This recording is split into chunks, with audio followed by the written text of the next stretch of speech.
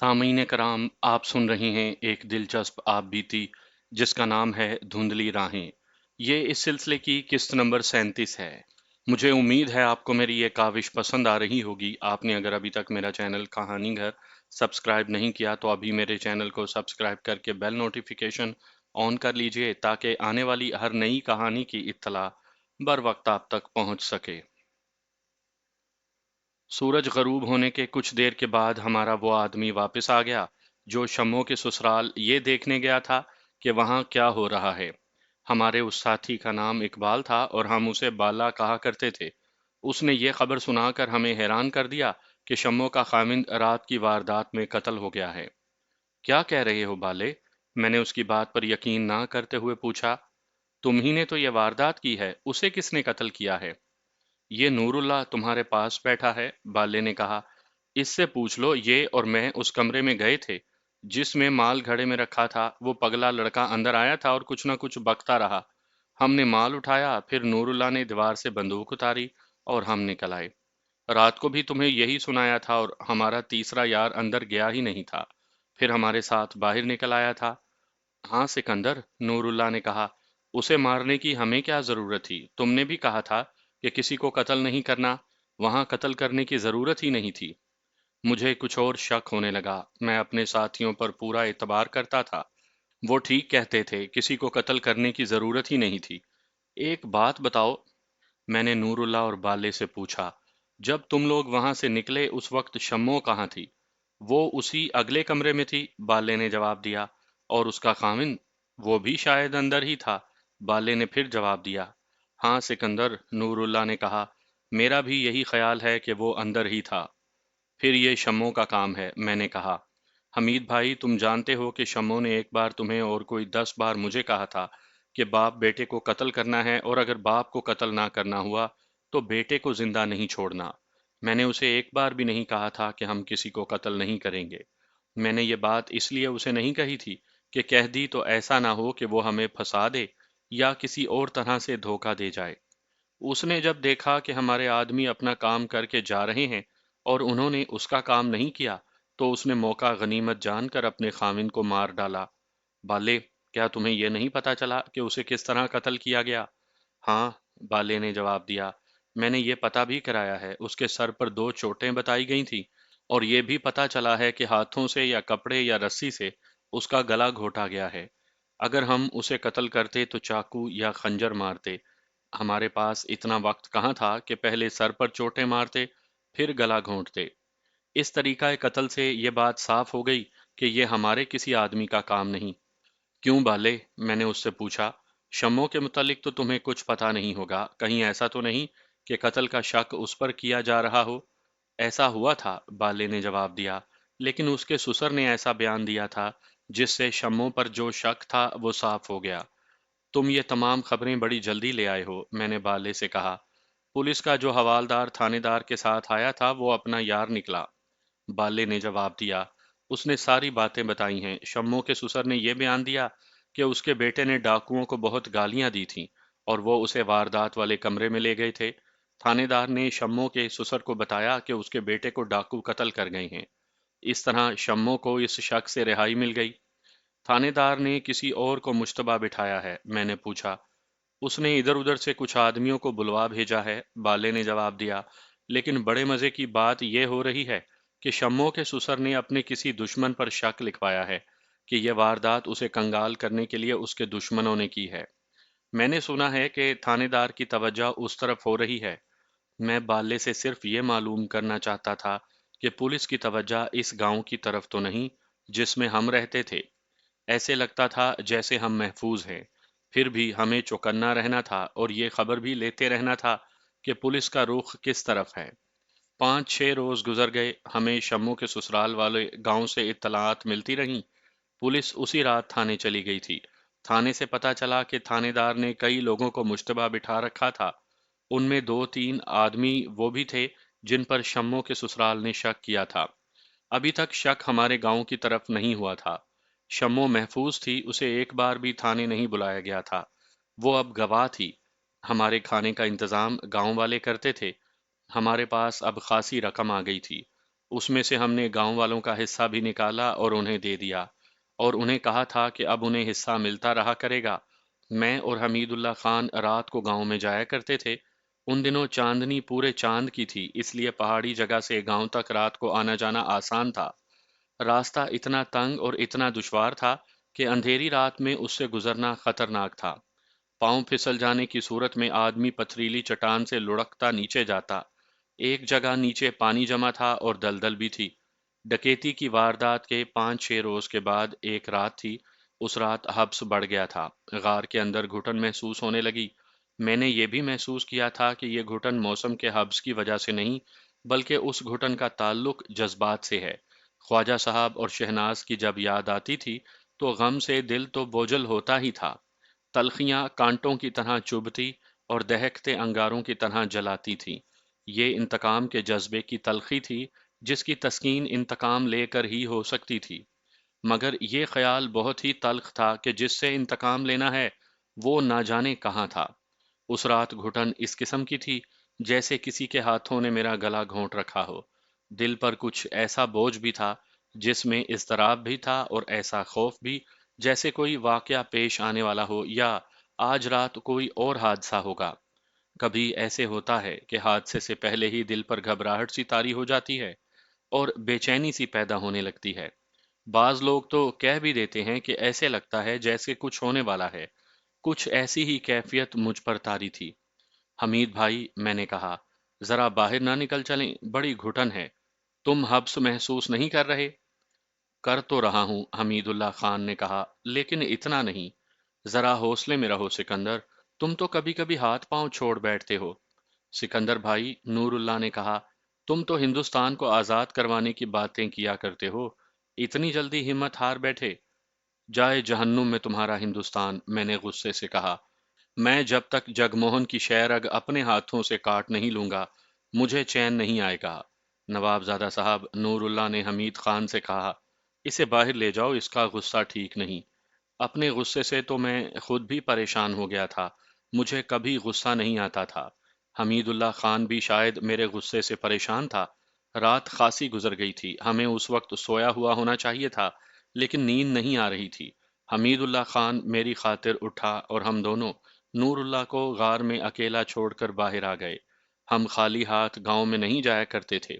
میرے پاس بندوق اور حمید اللہ خان کے پاس ریوالور ہوتا تھا۔ اس رات بھی ہمارے پاس یہ ہتھیار تھے۔ گاؤں تک چلو گے حمید بھائی؟ سب سوئے ہوئے ہوں گے، اس نے کہا، اس وقت جا کر کیا کرو گے؟ حمید بھائی، میں نے کہا، تم تو جانتے ہو کہ مجھ میں ایک حس فالتو ہے۔ آج یہ حس کچھ زیادہ ہی بے چین ہو رہی ہے۔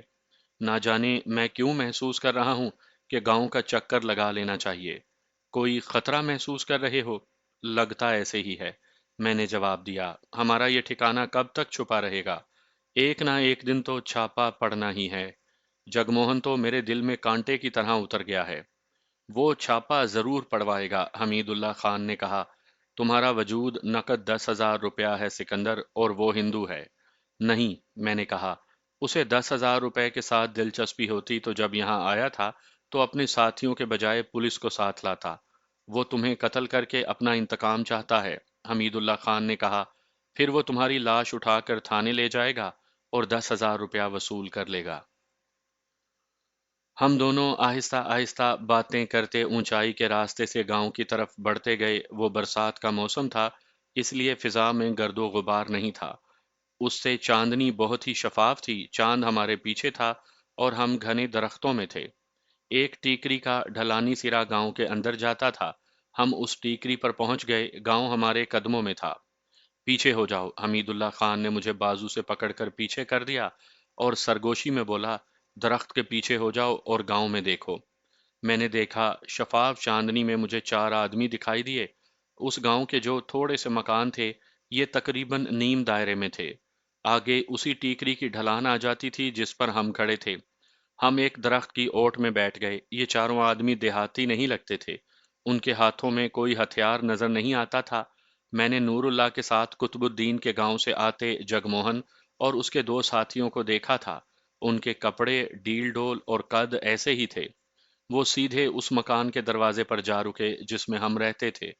ہمیں اوپر سے اس مکان کا صحن دکھائی دے رہا تھا۔ وہاں 3 مویشی بندھے ہوئے تھے۔ یہ جگ موہن ہے، میں نے کہا۔ شکار خود ہی جال میں آ گیا ہے۔ وہی ہوا تو دور سے گولی مار دیں گے، حمید اللہ خان نے کہا۔ نہیں حمید بھائی، میں نے کہا، گولی نہ چلانا۔ میں اسے زندہ پکڑوں گا، پھر دیکھنا میں اسے کس طرح تڑپا تڑپا کر مارتا ہوں۔ ابھی یقین نہیں تھا کہ یہ جگموہن ہی ہے، لگتا وہی تھا۔ اگر پولیس کے آدمی ہوتے تو وردی میں ہوتے اور باقاعدہ چھاپا مارتے۔ حمید اللہ خان اور مجھ جیسے خطرناک اور مفرور مجرموں کو پکڑنے کے لیے پولیس کا چھاپا شب خون کی مانند ہوا کرتا تھا۔ یہ پولیس نہیں تھی اور یہ سی آئی ڈی کے آدمی بھی نہیں تھے۔ ہم دونوں نیچے اترنے لگے۔ ادھر دیکھا، جگموہن مکان کے اندر گیا، اس کے پیچھے اس کے 2 ساتھی گئے۔ ایک باہر کھڑا رہا، ہم اترتے گئے۔ ٹیکری کی ڈھلان سیدھی نہیں تھی۔ اس ٹیکری کے آگے ایک چھوٹی ٹیکری تھی۔ ایک سے اتر کر دوسری پر چڑھنا اور اس سے اترنا ہوتا تھا۔ ہم بڑی ٹیکری سے اتر رہے تھے کہ جو آدمی باہر کھڑا تھا اس نے ہمیں دیکھ لیا۔ ہم اترے اور اگلی ٹیکری پر چڑھنے لگے۔ جگموہن، رات کے سناٹے میں ہمیں آواز سنائی دی، فوراً نکلو۔ یہ باہر والے آدمی کی آواز ہوگی۔ اس نے بلند آواز سے جگموہن کو نہیں پکارا تھا۔ یہ عام آواز تھی، جیسے 2-3 گز دور کھڑے آدمی کو بلایا جاتا ہے۔ چونکہ وہاں سناٹا تھا، اس لیے یہ آواز اس طرح سنائی دی جیسے ہمارے قریب کھڑے کسی آدمی نے ہمارے ساتھ بات کی ہو۔ ہم دوڑ کر اگلی ٹیکری پر چڑھے۔ باہر والا آدمی غائب ہو چکا تھا۔ اندر سے 2 آدمی دوڑتے نکلے اور اس مکان کی نکڑ سے ہی مڑ کر پیچھے چلے گئے۔ فاصلہ کم رہ گیا تھا، اتنا کم کہ چہرہ پہچانا جاتا تھا۔ آخر میں جو آدمی مکان سے باہر آیا وہ جگموہن تھا۔ اس کی دلیری نے مجھے حیران کر دیا۔ وہ دروازے میں ذرا سا رکا، دائیں بائیں دیکھا اور دوسری طرف دوڑا۔ حمید اللہ خان نے اس پر ریوالور فائر کیا، لیکن اتنے فاصلے سے ریوالور کی گولی نشانے پر نہیں لگ سکتی تھی۔ گولی نہ چلاؤ حمید، میں نے غصے سے کہا۔ میرا شکار اب کہیں نہیں جا سکتا، مجھے زندہ پکڑنے دو اسے۔ اب یقین ہو گیا تھا کہ وہ جگموہن ہے۔ وہ مکانوں کے پیچھے چلا گیا تھا۔ میں اور حمید اللہ خان تیز دوڑے۔ گولی جو حمید اللہ خان نے چلائی تھی اس سے گاؤں والے جاگ اٹھے ہوں گے، لیکن ان میں سے کوئی بھی باہر نہ آیا۔ انہیں آنا بھی نہیں چاہیے تھا۔ جہاں گولیاں چلتی تھیں وہاں وہ کہیں دبک جاتے یا بھاگ جانے کے سوا کچھ نہیں کر سکتے تھے۔ مکانوں کے پیچھے قبرستان تھا، درخت بہت تھے اور اس کے گرد کھڈ تھے، جن میں سے بعض گہرے اور بعض کم گہرے تھے، اور گھاس زیادہ اونچی نہیں تھی۔ جگموہن کے ساتھی جس طرف گئے تھے ادھر کھیتیاں تھیں جن میں ساون کی فصل کھڑی تھی۔ وہ تو چھپ چھپ کر بھاگ سکتے تھے، لیکن جگموہن جس طرف گیا تھا وہاں فصل والا ایک بھی کھیت نہیں تھا۔ ہم دونوں قبرستان تک چلے گئے اور رک کر کان کھڑے کر لیے۔ تھوڑی دیر بعد اچانک ہمارے دائیں سے دوڑتے قدموں کی آوازیں اٹھیں اور کچھ دور جا کر خاموش ہو گئیں۔ جگموہن، میں نے للکار کر کہا، سامنے آ جاؤ، گولی نہیں چلاؤں گا۔ کوئی جواب نہ ملا۔ گولی نہیں ماروں گا جگموہن، میں نے پھر اسے للکارا۔ سامنے آؤ، چاقو سے لڑو، خنجر سے لڑو۔ ادھر خاموشی رہی۔ ہمیں اندازہ تھا کہ قدموں کی آواز کہاں خاموش ہوئی تھی۔ حمید اللہ خان بائیں کو اور میں دائیں کو چلا گیا۔ ہمارے قدموں کی آہٹ ہمارے شکار کے کانوں تک پہنچ رہی ہوگی۔ وہ چالاک اور ذہین آدمی تھا اور پھرتیلا بھی تھا۔ کچھ دیر کے بعد ہمیں سرسراہٹ سنائی دی۔ جگموہن رینگ رہا تھا یا پاؤں پر بیٹھا سرک رہا تھا۔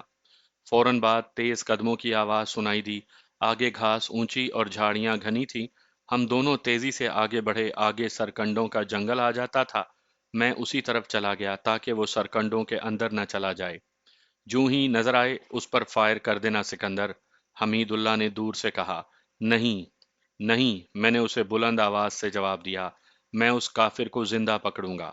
میں سرکنڈوں کی طرف ہو گیا تھا۔ ان سے آگے ٹیکریاں تھیں۔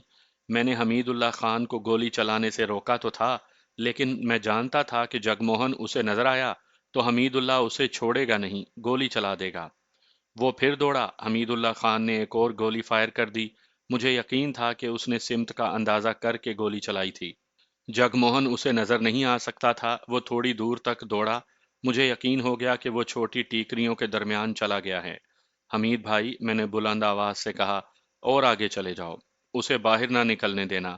میں دعا کر رہا تھا کہ جگموہن حمید اللہ خان کو نظر نہ آئے۔ مجھے حمید اللہ کے دوڑنے کی آوازیں سنائی دیں۔ میں دوڑ کر ایک ٹیکری پر چڑھ گیا۔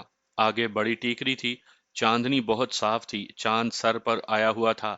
تقریباً 50 قدم دور مجھے جگموہن دکھائی دیا۔ وہ جھکا ہوا آگے جا رہا تھا۔ جگموہن رک جاؤ، میں نے اسے للکارا۔ تم مجھے نظر آ رہے ہو، یہاں سے نکل نہیں سکو گے۔ وہ دوڑ پڑا اور دوسری طرف مڑ گیا۔ میں دوڑتا ہوا اس کے پیچھے گیا۔ وہ ان ٹیکریوں سے نکل نہیں سکتا تھا۔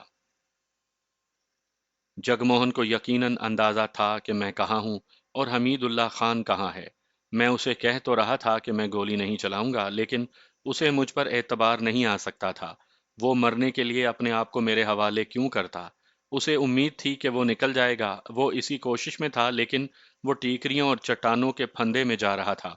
ادھر سے وہ ان پہاڑیوں میں جا رہا تھا جہاں ہم رہتے تھے۔ وہ اس جگہ سے واقف نہیں تھا۔ میں بھی یہی چاہتا تھا کہ وہ ادھر ہی جائے۔ حمید اللہ خان اور میں ایسی پوزیشن میں تھے کہ اسے اسی طرف لے جا رہے تھے۔ وہ ادھر جاتا رہا اور ہم دونوں اس کی سرسراہٹ اور اس کے قدموں کی آہٹ پر چلتے گئے۔ چلتے چلتے وہ ایسی جگہ پہنچ گیا جہاں بہت بڑے بڑے پتھر بکھرے ہوئے تھے۔ یہ تھوڑی سی جگہ تھی جہاں چھوٹے بڑے پتھر تھے اور اس جگہ کے ارد گرد سرکنڈوں جیسی گھاس تھی۔ حمید اللہ خان معلوم نہیں کہاں تھا۔ میں ٹیکریوں کی اوٹ سے آگے نکلا تو جگموہن دکھائی دیا۔ فاصلہ کم نہیں ہوا تھا، میں اسے بڑی آسانی سے گولی مار سکتا تھا۔ ایک ہی کارتوس اس کا کام تمام کر دیتا، لیکن مجھے یقین تھا کہ اب میں اسے پکڑ لوں گا۔ وہ بڑے پتھروں کی اوٹ میں جانے لگا تو اس نے ایسی چیخ ماری جس نے مجھے بھی ڈرا دیا۔ 2-4 سیکنڈ کی اس کی چیخ کی گونج سنائی بھی دیتی رہی۔ اس نے ایک بار جھک کر نیچے دیکھا۔ وہ پھر میری طرف دوڑا اور چند قدموں کے بعد بیٹھ گیا۔ میں اس کی طرف دوڑا۔ اتفاق سے میری نظر ذرا دائیں گئی۔ کم و بیش 1.5 گز لمبا سانپ تیزی سے پتھروں پر رینگتا جا رہا تھا۔ میں سانپ کو پہچانتا تھا۔ یہ وہ کوبرا تھا جس کے پھن کے پیچھے انگریزی کی وی بنی ہوئی ہوتی ہے۔ اس کا ڈسا ہوا انسان چند منٹوں میں مر جاتا ہے۔ میں سمجھ گیا کہ جگموہن کو اس سانپ نے ڈسا ہے۔ سانپ مجھ سے دور نہیں تھا۔ میں نے بندوق کندھے سے لگائی، سانپ کو شست میں لیا اور پہلا ہی کارتوس کام کر گیا۔ سانپ وہیں رک گیا اور بل کھاتے کھاتے بے حس ہو گیا۔ سانپ کو مارنا اس لیے ضروری تھا کہ ہم بھی اس علاقے میں رہتے تھے۔ میں نے جگموہن کو بیٹھتے ہوئے دیکھا۔ جب میں اس تک پہنچا تو وہ ایک پہلو پر لڑک گیا۔ اس کی نبض پر ہاتھ رکھا، وہ مر چکا تھا۔ ادھر سے حمید اللہ خان دوڑتا آیا۔ مر گیا ہے، میں نے حمید اللہ خان کو بتایا۔ تمہاری گولی سے؟ نہیں حمید بھائی، میں نے کہا، سانپ کو سانپ نے کاٹا ہے۔ میں نے اور نور اللہ نے جب اسے اور اس کے ساتھیوں کو باندھ کر جنگل میں پھینکا تھا تو نور اللہ نے کہا تھا کہ ان کے سروں میں ایک ایک گولی مار دو۔ میں نے نور اللہ سے کہا تھا کہ گولی نہیں ماریں گے، اس جنگل میں سانپ تو ہوں گے، اچھا ہے کہ سانپ کو سانپ ہی کاٹے۔ خدا نے تمہاری بات پوری کر دی ہے، حمید اللہ نے کہا۔ نہیں بھائی، میں نے کہا، مزہ نہیں آیا۔ ہم نے جگموہن کی تلاشی لی۔ اس نے نیفے میں لمبا خنجر اڑسا ہوا تھا اور اس کی جیب میں سے 300 اور کچھ روپے نکلے۔ خنجر اور روپے ہم نے اپنے پاس رکھے۔ جگموہن کی لاش کو اس طرح گھسیٹا کہ ایک بازو میں نے پکڑا اور دوسرا حمید اللہ خان نے۔ ہمیں معلوم تھا کہ اس پتھریلی جگہ سے کچھ آگے پانی کا جوہڑ آ جاتا ہے۔ وہ چونکہ برسات کا موسم تھا اس لیے اس میں پانی زیادہ تھا۔ ہم نے لاش کو ڈبونا تھا۔ اس کا یہ طریقہ اختیار کیا کہ لاش سے قمیض اتاری، ایک وزنی پتھر قمیض میں باندھا اور قمیض کی آستینیں لاش کی کمر کے ساتھ باندھ دیں۔ لاش کو ہم گھسیٹتے ہوئے پانی تک لے گئے تھے، پھر اسے پانی میں پھینک دیا اور جگموہن ہمیشہ کے لیے ہماری نظروں سے اوجھل ہو گیا۔ اب یہ سوچ لو سکندر، واپس آتے ہوئے حمید اللہ خان نے کہا، اس کے ساتھی نکل گئے ہیں، انہیں ہمارے متعلق معلوم ہوگا کہ ہم مفرور ہیں۔ یہ تو جگموہن تھا جو مضبوط دل گردے والا تھا اور کہتا تھا کہ وہ تمہیں اپنے ہاتھ سے مارے گا۔ اس کے دوسرے ساتھیوں کی فطرت بالکل ہندوؤں والی ہوگی۔ تم کیا یہ کہنا چاہتے ہو کہ وہ پولیس کا چھاپا مروائیں گے؟ میں نے پوچھا۔ ہاں، حمید اللہ خان نے کہا، ہمیں پہلے ہی اس کا کچھ انتظام کر لینا چاہیے۔ ایک انتظام تو یہ ہے کہ ہم اس علاقے سے بالکل ہی نکل جائیں، میں نے کہا، اور دوسرا انتظام یہ ہو سکتا ہے کہ صبح گاؤں میں آئیں گے اور سب کو پکا کر دیں گے کہ پولیس آئے تو صاف بتا دیں کہ یہاں 3-4 آدمی آئے تھے جن میں ایک بوڑھا آدمی تھا، ایک بڑی خوبصورت جوان عورت تھی اور 3 اچھے جوان آدمی تھے۔ انہوں نے گاؤں والوں کو ڈرایا اور دھمکایا کہ کسی نے مخبری کی تو اسے گولی مار دی جائے گی۔ انہوں نے یہ دھمکی بھی دی کہ گاؤں والوں نے دھوکہ دیا تو تمام عورتوں کو خراب کریں گے۔ ٹھہرو سکندر، حمید اللہ خان نے کہا، میرے دماغ میں ایک بات آئی ہے، گاؤں والے یہ کہیں کہ ان میں سے 2 یا 3 آدمی کہیں باہر چلے گئے تھے۔ پیچھے یہ واقعہ ہوا کہ معلوم نہیں کتنے آدمی آئے اور انہوں نے بوڑھے آدمی کو، عورت اور ان کے ایک جوان ساتھی کو قتل کیا اور چلے گئے۔ گاؤں والے یہ بھی کہیں کہ دوسرے دن انہوں نے 3 لاشیں اس مکان میں پڑی ہوئی دیکھیں، تو شام تک انتظار کرتے رہے کہ ان کے آدمی واپس آئیں گے۔ شام تک وہ نہ آئے تو گاؤں کے لوگوں نے ایک ہی قبر کھود کر تینوں کو دفن کر دیا۔ پھر یہ لوگ کہیں کہ قتل کی اس واردات کے بعد یہاں کوئی نہیں آیا۔ قبر کی نشاندہی پر پولیس ضرور قبر کھودے گی اور لاشیں دیکھے گی۔ یہ تو میں جانتا ہوں، میں نے کہا۔ یہ پولیس کی کارروائی ہے جو اس طرح ہوگی کہ وہ لاشوں کو اٹھا کر لے جائیں گے، ان لاشوں کو بڑے افسر دیکھیں گے، لاشوں کی باقاعدہ شناخت ہوگی اور ان کا پوسٹ مارٹم ہوگا۔ اس نشاندہی سے بھی گاؤں والوں پر مصیبت آ سکتی ہے۔ پولیس ان سب پر یہ الزام عائد کر سکتی ہے کہ 3 افراد قتل ہو گئے تو ان لوگوں نے تھانے میں اطلاع نہیں دی۔ تھانے دار نے اگر ان بے گناہ لوگوں کو اور زیادہ پریشان کرنا چاہا تو وہ ان پر یہ الزام بھی عائد کر دے گا کہ ان تینوں کو گاؤں کے آدمیوں نے قتل کیا ہے۔ یہ خطرہ تو ہے، حمید اللہ خان نے کہا۔ ہمیں کوئی نہ کوئی خطرہ تو مول لینا ہی پڑے گا۔ گاؤں والوں کو ہم کہیں گے کہ جب پولیس آئے تو سب مل کر اتنا روئیں، چیخیں اور اس طرح تھانے دار اور اس کی پارٹی کے قدموں میں سجدے کریں کہ وہ سب متاثر ہو جائیں اور کہیں کہ یہ معصوم اور مظلوم لوگ ہیں۔ چلو، ایسے ہی کرتے ہیں، میں نے کہا۔ لیکن میں تمہیں یہ بتا دوں کہ پولیس آئی اور ہمیں پتہ چل گیا کہ پولیس گاؤں والوں کو تنگ کر رہی ہے، تو ہم خاموش نہیں بیٹھے رہیں گے۔ ان بیچاروں نے ہماری بہت مدد اور خدمت کی ہے۔ دیکھو سکندر، حمید اللہ نے کہا، ہم اس پوزیشن میں ہی نہیں کہ آنے والے کسی بھی واقعے کی پیشن گوئی کر سکیں یا آنے والے خطروں کی پیش بندی کریں۔ ذرا سوچو، ہم باہر کیوں نہیں نکلے تھے؟ اور کیا ہو گیا؟ اب جو کچھ بھی ہوگا اچانک ہوگا، ہمیں قبل از وقت سوچنے کا موقع ہی نہیں ملے گا۔ اللہ پر چھوڑو، جو ہوگا اور جس وقت ہوگا اس وقت سوچ لیں گے اور جو بہتر سمجھیں گے کریں گے۔ ہم دونوں دوسرے راستے سے اپنے غار کی طرف چل پڑے۔ اچانک ایک درخت کے پیچھے سے ایک آدمی سامنے آیا۔ اچھا ہوا کہ وہ بول پڑا، ورنہ میری بندوق میں ابھی تک کارتوس باقی تھا۔ وہ نور اللہ تھا۔ گولیاں جو حمید اللہ کے ریوالور سے نکلی تھیں اور میں نے جو ایک کارتوس فائر کیا تھا، ان کی آوازیں غار تک چلی گئی تھیں۔ نور اللہ کی آنکھ کھل گئی اور وہ دوڑتا ہوا گاؤں تک پہنچا، لیکن وہاں خاموشی دیکھ کر پیچھے ہی رک گیا اور ہمارا انتظار کرنے لگا۔ اس نے ہم سے پوچھا کہ گولیاں کیوں چلی تھیں۔ میں نے اسے سارا واقعہ سنایا اور ہم اپنے غار میں چلے گئے۔ اگلی روز صبح روزمرہ کے معمول کے مطابق 2 آدمی ہمارے لیے پراٹھے اور لسی لائے۔ انہوں نے بتایا کہ رات کو گاؤں والے بہت پریشان رہے ہیں کیونکہ گولیاں چلی تھیں۔ وہ کوئی ڈاکو تھے جو ادھر سے گزرے تھے۔ میں نے جھوٹ بولا، کہیں ڈاکہ ڈال کر آئے تھے اور خوشی سے انہوں نے گولیاں چلائی تھیں۔ جب تک ہم یہاں ہیں تمہیں ڈرنے کی ضرورت نہیں۔ تم لوگوں پر کوئی مصیبت آ گئی تو ہم تمہاری مدد کو پہنچیں گے۔ ایک بات اچھی طرح سن لو، کسی وقت پولیس آ جائے یا کوئی مشکوک آدمی آ جائیں اور تمہیں ڈرائیں تو کسی آدمی کو یا کسی لڑکے کو چوری چوری ہماری طرف دوڑا دینا۔ کھا پی کر میں، حمید اللہ اور نور اللہ انہی آدمیوں کے ساتھ ان کے گاؤں میں چلے گئے۔ 4 5 نوعمر لڑکوں کو گاؤں کے ارد گرد بھیج دیا۔ انہیں کہا کہ وہ مویشیوں اور بکریوں کو ساتھ لے جائیں اور ہر طرف نظر رکھیں۔ ان میں سے ایک لڑکے کو اونچی ٹیکری پر چڑھا دیا۔ ان سب سے کہا کہ پولیس نظر آئے تو جو لڑکا دیکھے وہ صرف اتنا کرے کہ اپنے قریب کے ساتھی کو 2 دفعہ پکارے اور اگلا لڑکا اپنے کسی اور ساتھی کو اسی طرح اس کا نام لے کر 2 دفعہ پکارے، اور کوئی لڑکا دوڑتا ہوا گاؤں میں نہ آئے۔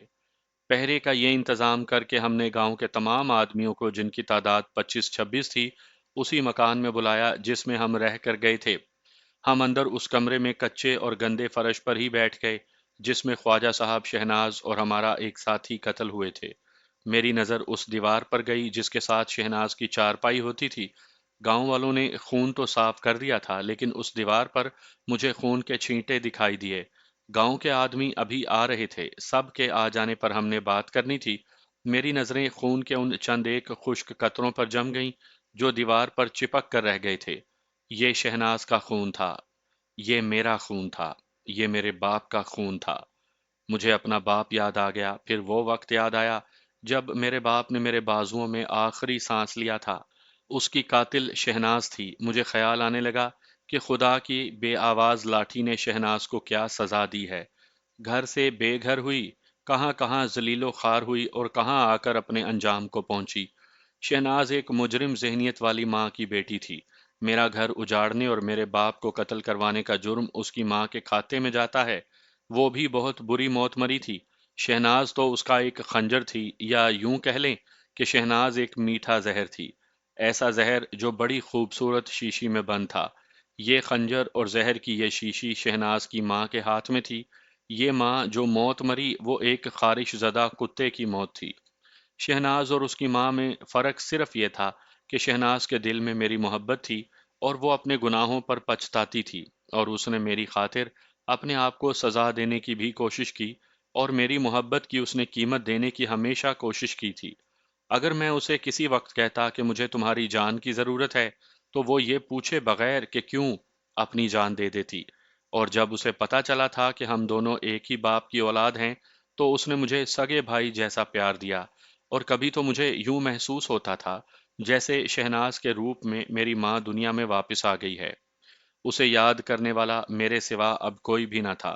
اس کی یادگار اس کی محبت تھی جو میرے دل میں زندہ تھی، یا خون کے یہ چند ایک قطرے تھے جو اس گمنام گاؤں کی ایک کچی دیوار پر خشک ہو گئے تھے۔ خون کے ان دھبوں نے کچھ دنوں کے بعد مٹ جانا تھا۔ اس کی جو محبت میرے دل میں تھی اسے میرے ساتھ ایک روز پھانسی چڑھ جانا تھا۔ اب دیکھنا یہ تھا کہ اس کے خون کے یہ خشک قطرے پہلے لاپتہ ہوتے ہیں، یا میں ان سے پہلے پھانسی کے تختے پر کھڑا ہوتا ہوں۔ کبھی خیال آتا تھا، اور یہ خیال اس روز بھی آیا، کہ میری موت ابھی بہت دور ہے، میں کچھ بھی نہیں تھا، ایک گناہ گار بندہ تھا، اللہ کی اس کائنات کا ایک حقیر سا ذرہ تھا، لیکن خدا نے مجھے کتنی ہی بار موت کے منہ میں سے نکال کر پھر کارے زار حیات میں پھینک دیا تھا۔ جگ موہن مجھے قتل کرنے آیا تھا، اللہ نے میرے ہاتھوں اس کے خون سے پاک رکھے، اور اس سے انتقام لینے کے لیے ایک زہریلا ناگ بھیج دیا۔ یہ سب کیا ہے؟ یہ سوال پہلے بھی چند بار میرے ذہن میں آیا تھا، لیکن میں نے اس کا جواب تلاش کرنے کی کوشش نہیں کی تھی۔ یہی سوال اس روز شہناز کے خون کے خشک قطرے دیکھ کر پھر میرے ذہن میں تڑپا، اور میں اس کے جواب کی جستجو میں اپنے ذہن کے ویرانے میں مارا مارا پھرنے لگا۔ سکندر، حمید اللہ کی آواز نے مجھے ذہن کے ویرانے سے گھسیٹ لیا۔ وہ کہہ رہا تھا، سب آ گئی ہیں، بہتر ہے تم ہی انہیں کچھ بتاؤ۔ ان لوگوں کو ہم نے وہی باتیں ذہن نشین کروانی تھی جو میں اور حمید اللہ خان پہلے ہی طے کر چکے تھے، وہ میں آپ کو پہلے ہی سنا چکا ہوں۔ ڈرنا بالکل نہیں، میں نے کہا، جب پولیس نظر آئے کسی لڑکے کو اوپر والے راستے سے ہماری طرف دوڑا دینا۔ ہم تمہارے ساتھ وعدہ کرتے ہیں کہ ہم پولیس کے سامنے تمہیں اکیلا نہیں چھوڑیں گے۔ تمہاری عزت کی خاطر اگر ہمیں اپنے آپ کو گرفتار کروانا پڑا تو ہم گرفتار ہو جائیں گے۔ سب نے وعدہ کیا کہ جس حد تک برداشت کر سکتے ہیں کریں گے، اور ایسا بالکل نہیں ہوگا کہ پولیس کو دیکھتے ہی کوئی ہماری نشاندہی کر دے۔ ہم نے انہیں کہا کہ اب جا کر کام کاج کرو۔ جب سب چلے گئے تو ہم تینوں باہر نکلے۔ ہمارا چوتھا ساتھی بالا ہمارے ساتھ نہیں تھا، اسے ہم نے مخبری کے لیے بھیجا ہوا تھا۔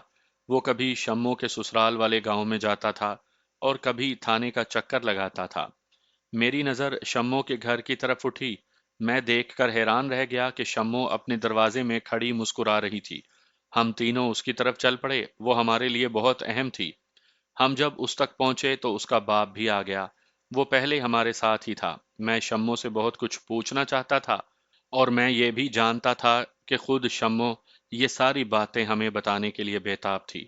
اس کے لیے الگ تھلگ ملاقات کی ضرورت تھی، لیکن شموں کے باپ نے ہمارا کام آسان کر دیا۔ اس نے ہمیں اندر چل کر بیٹھنے کو کہا۔ ہم تینوں اندر چلے گئے۔ شموں اپنے ماں باپ پر چھائی ہوئی تھی، وہ ان پر حکم چلایا کرتی تھی۔ اس نے اندر لے جا کر ہمیں بٹھایا اور باپ کو کسی کام سے باہر بھیج دیا۔ سب سے پہلے یہ بتاؤ شموں، میں نے اس سے پوچھا، تمہارے خاوند کو ہمارے کون سے آدمی نے قتل کیا تھا؟ کسی نے بھی نہیں، شموں نے ہلکی سی ہنسی ہنستے ہوئے کہا، یہ کام میں نے خود کر لیا تھا۔ تم نے تو میری شرط نہیں مانی تھی، اتنی دولت وہاں سے اٹھا لائے اور میرا یہ ذرا سا کام بھی نہ کیا۔ تم نے اسے کس طرح مارا تھا؟ جب دیکھا کہ تمہارے آدمی مال اور بندوق اٹھا کر نکل گئے ہیں اور میرا کام نہیں ہوا تو میں نے ارادہ کر لیا کہ یہ کام میں خود کروں گی۔ شموں نے کہا، خدا نے بڑا اچھا موقع دے دیا، میرا سسر اندر آ کر دیکھنے کے بجائے کہ ڈاکو کیا کچھ اٹھا کر لے گئے ہیں، باہر کو دوڑ پڑا اور اس نے شور مچا دیا۔ ادھر میں نے دیکھا کہ میرا خاوند اس کمرے میں تھا جس میں مال پڑا تھا۔ وہ پگلا ابھی وہیں کھڑا تھا اور واہی تباہی بک رہا تھا۔ وہاں کسی ٹوٹی ہوئی چارپائی کا ایک پایا پڑا تھا، میں نے وہ پایا اٹھا کر اس کے سر پر مارا، وہ چکرا کر گرنے لگا تو میں نے اس کے سر پر ایک اور ضرب لگائی، وہ گر پڑا اور بے ہوش ہو گیا۔ مجھے ڈر یہ محسوس ہوا کہ یہ دو ضربوں سے مرے گا نہیں۔ میں نے ہاتھوں سے اس کا گلا دبایا، وہ ذرا سا تڑپا پھر ٹھنڈا ہو گیا۔ یہ کام کر کے میں یہ شور مچاتی باہر کو دوڑی کہ ڈاکو ظالم میرے خاوند کو مار گئے ہیں۔ اتنی دیر میں گاؤں کے کچھ لوگ جا کر باہر آ گئے تھے اور کچھ آدمی تمہارے آدمیوں کے پیچھے دوڑے جا رہے تھے۔ میرا سسر گاؤں کے ایک دو آدمیوں کے ساتھ اندر آیا۔ میں نے اپنے سینے پر اور منہ پر زور زور سے ہاتھ مارنے شروع کر دیے کہ ظالم مجھے بیوہ کر گئے ہیں۔ کسی کو شک نہ ہوا کہ یہ میری اپنی کارستانی ہے۔ تھانے دار کو مجھ پر تھوڑا سا شک ہو گیا تھا۔ اس نے اتنے زیادہ سوال مجھ پر کیے کہ میرا دماغ خراب ہو گیا۔ میں نے اسے کہا کہ تم اس طرح مجھ پر جرح کر رہے ہو جیسے اپنے خاوند کو میں نے قتل کیا ہے۔ اس نے کہا کہ اسے یہی شک ہے۔ میں نے اسے کہا کہ میں اپنے خاوند کو کیوں قتل کرتی؟ اس نے کہا کہ تمہارا خاوند تمہارے لیے ناکارہ تھا اور تم اس سے پلہ چھڑانا چاہتی تھی۔ پھر تھانے دار نے اور بھی بہت سے باتیں پوچھی تھیں، لیکن میرے سسر نے مجھے بچا لیا۔ اس نے بیان دیا کہ میرے خاوند نے ڈاکوؤں کو بہت گالیاں دی تھیں اور ڈاکو اسے اندر کمرے میں لے گئے تھے۔ تھانے دار نے مجھ سے یہ بھی پوچھا تھا کہ جب ڈاکوؤں نے میرے خاوند کو قتل کیا تو اس وقت میں کہاں تھی؟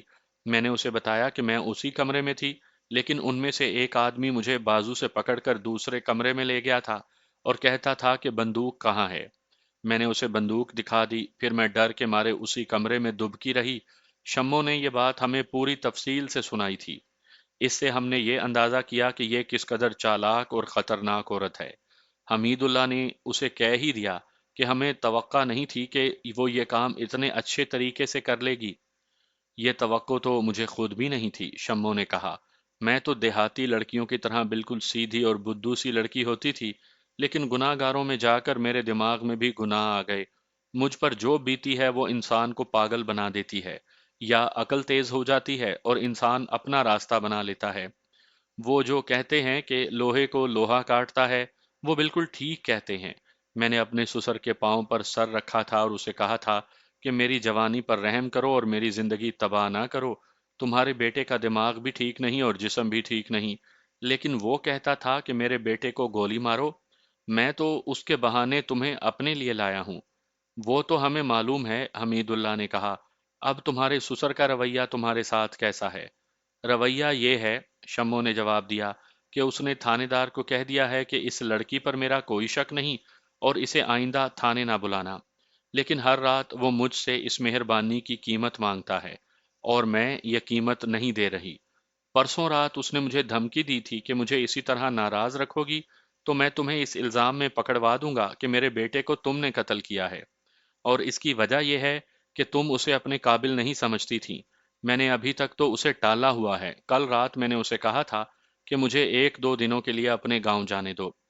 وہ کہتا ہے کہ میرے گھر میں اپنی مرضی چلاؤ، مجھ پر حکومت کرو، گاؤں میں سر اونچا کر کے چلو، لیکن یہیں رہو، اور سب کو یہ بتاؤ کہ تم اپنے خاوند کا گھر نہیں چھوڑنا چاہتی۔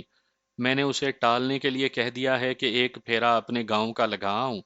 وہ کہتا ہے کہ ایک پھیرا نہیں، تم جب چاہو چلی جاؤ اور اپنی مرضی سے واپس آؤ، گھوڑی تمہارے پاس ہے، نوکر موجود ہے۔ اگر تو اب تم واپس ہی نہ جاؤ تو تمہارا سسر تمہارا کیا بگاڑ لے گا؟ میں نے پوچھا۔ میں تو اسی ارادے سے آئی ہوں، اس نے کہا، لیکن میرے سر پر ہاتھ رکھنے والا کون ہے؟ میرا سسر آ کر میرے ماں باپ کو تنگ کرے گا۔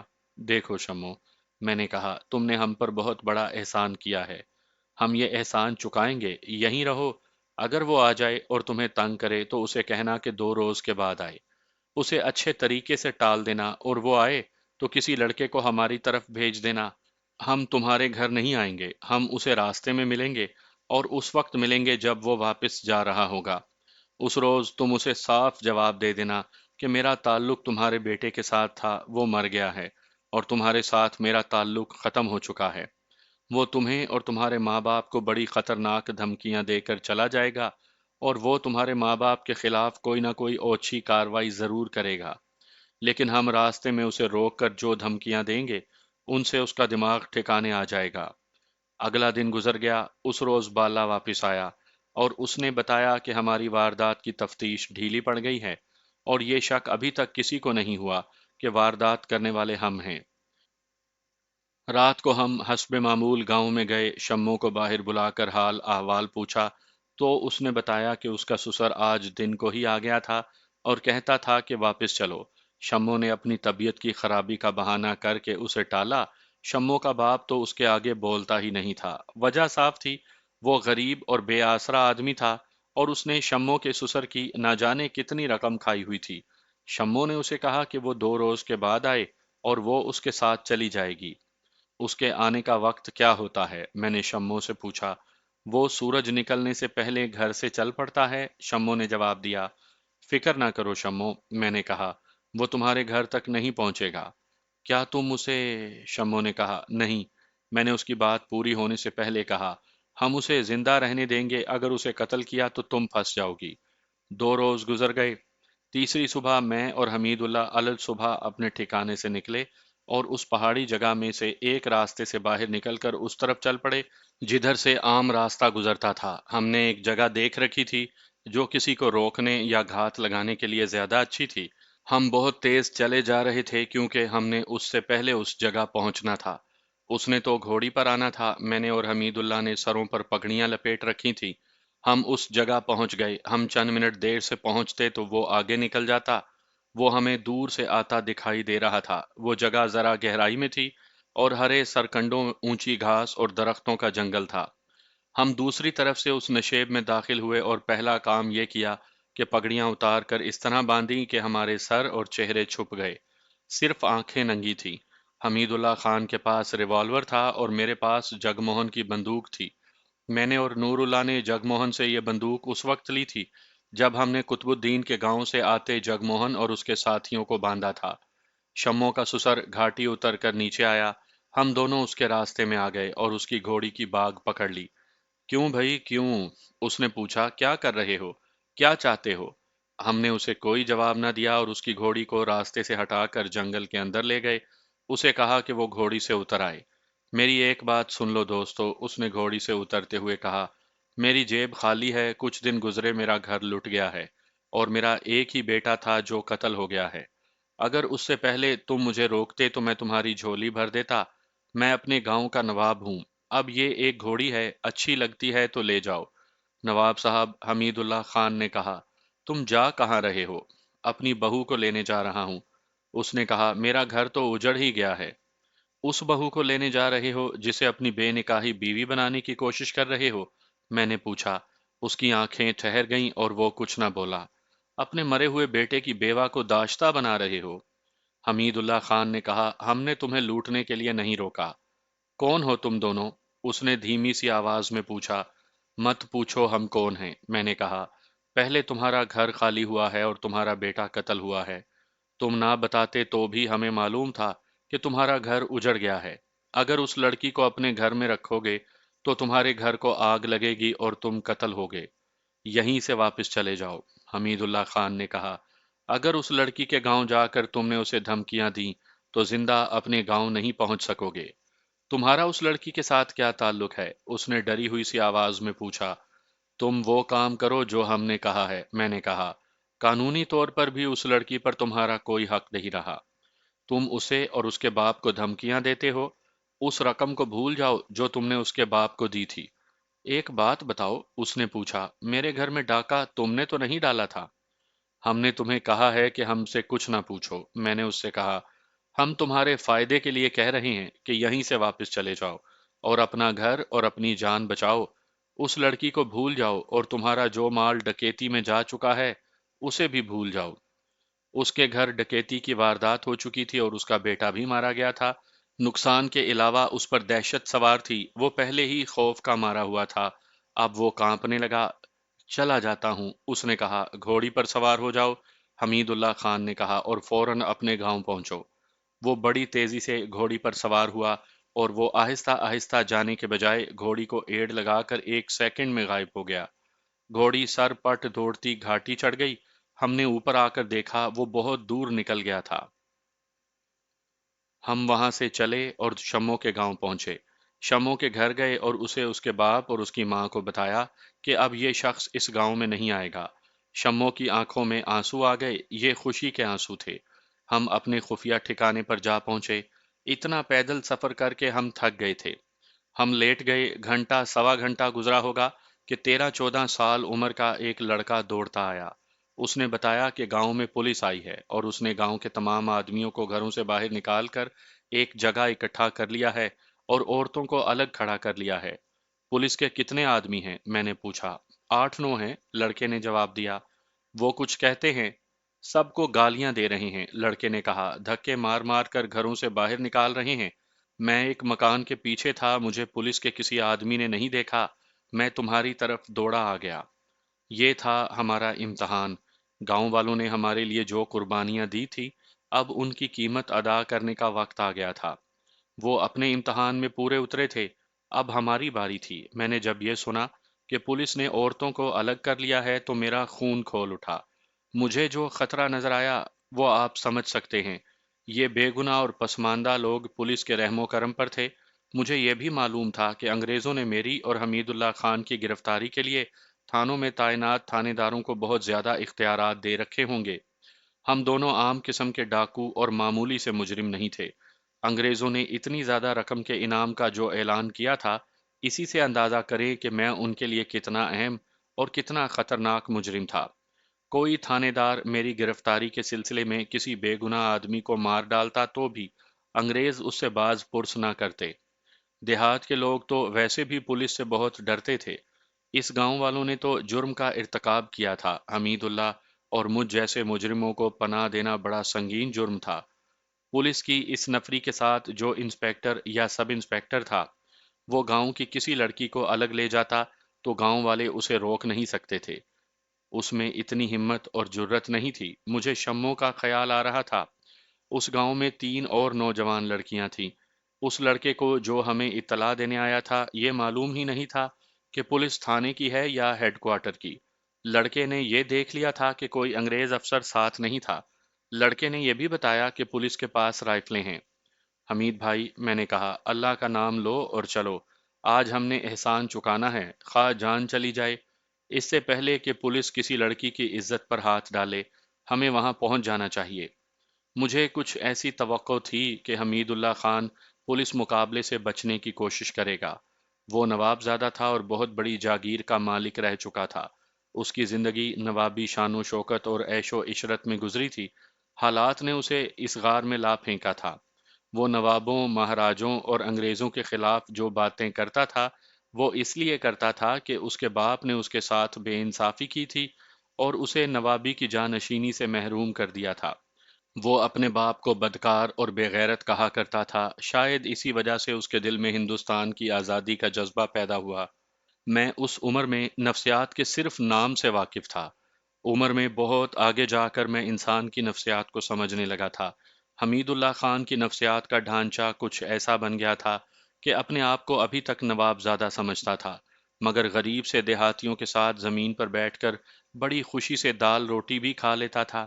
اس کی شخصیت 2 حصوں میں بٹی ہوئی تھی۔ ہاں سکندر، اس نے کہا، اگر ان معصوم اور بے ضرر دیہاتیوں کی عزت کی خاطر میری جان چلی جائے تو یہ جیل میں گلنے سڑنے اور پھانسی چڑھ جانے سے تو بہتر ہے۔ یہ سوچ لو سکندر، نور اللہ نے کہا، ہمارے پاس صرف 2 بندوقیں اور ایک ریوالور ہے، اور ادھر 8 رائفلیں ہیں اور انسپیکٹر کے پاس پستول ہوگا۔ ہمارے پاس گولیاں اور کارتوس کم ہیں۔ گولیاں پولیس کے پاس بھی کم ہوں گی، میں نے کہا۔ وہ ایمونیشن کی پیٹی ساتھ نہیں لائے۔ کانسٹیبلوں کے پاس تھوڑا تھوڑا ایمونیشن ہوگا اور انسپیکٹر کے پاس ریوالور کی صرف 18 گولیاں ہوں گی۔ میں نے جو سوچا ہے، اگر میں اس میں کامیاب ہو گیا تو گاؤں کے لوگ بچ جائیں گے، ہم زیادہ فائر نہیں کریں گے، ہم پولیس کی نسبت بہتر پوزیشن میں ہوں گے، ہم نے پولیس کے سامنے نہیں جانا۔ میں نے انہیں بتایا کہ میری اسکیم کیا ہے۔ حمید اللہ خان تیار ہو گیا اور ہم چاروں غار سے نکلے اور چل پڑے۔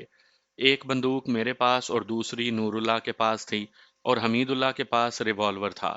بالے کے پاس خنجر تھا، وہ بھی ہمارے ساتھ چل پڑا۔ میری کہانی سننے والے کوئی صاحب یہ نہ سمجھیں کہ ہم پولیس کے ساتھ ٹکر لینے کے لیے اس طرح چل پڑے تھے جس طرح فلموں میں ہیرو یا ولن بڑکیں مارتے ہوئے چل پڑتے ہیں۔ میں اپنی کیفیت سناتا ہوں، یہ وہ کیفیت ہے جو مرنے سے پہلے یا پھانسی کی طرف جاتے ہوئے انسان کی ہوتی ہے۔ خودکشی سے پہلے بھی انسان پر یہی کیفیت طاری ہوتی ہوگی، اس محاذ پر لڑنے والے فوجی کی بھی یہی کیفیت طاری ہوتی ہوگی جس محاذ پر بڑی سخت لڑائی ہو رہی ہو اور جہاں موت ہی موت ہو۔ نفسیات کے عالم کہیں گے کہ نفسیاتی طور پر ہم نارمل نہیں تھے۔